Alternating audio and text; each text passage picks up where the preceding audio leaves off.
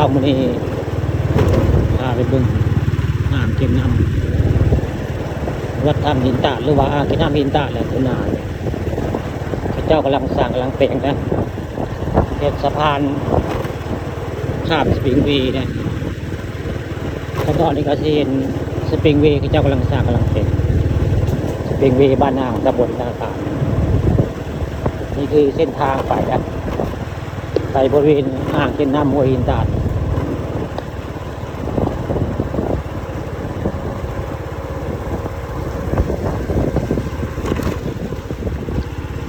เลี้ยวซ้ายไปนอนนี่ก็สิเห็นนะอ่างเก็บน้ำห้วยหินตาดแล้วก็เห็นเจ้าสร้างแปลงสปริงเวย์เฮ็ดใหม่แล้ว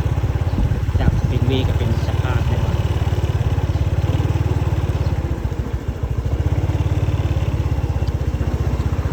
นี่เจ้ากำลังสร้างแปลง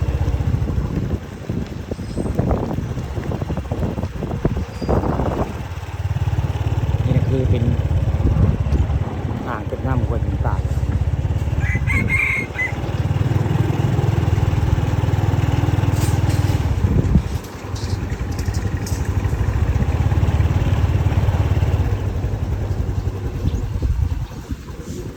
มาดีเดี๋ยวฮอดเลย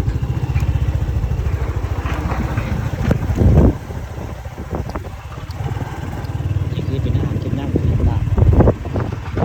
ตรงนี้เจ้ากำลังสร้างกำลังแปลงเลยสร้างแปลงสะพานแล้วหมดนี่คือเป็น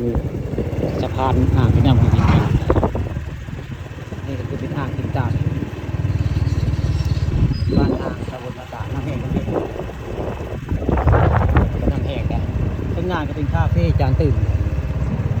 คาเฟ่จานตื่นบ้านนางตำบลนาตาดอำเภอเต่างอยตลาดเช้ามื้อนี้มันพามาบริเวณอ่างเก็บน้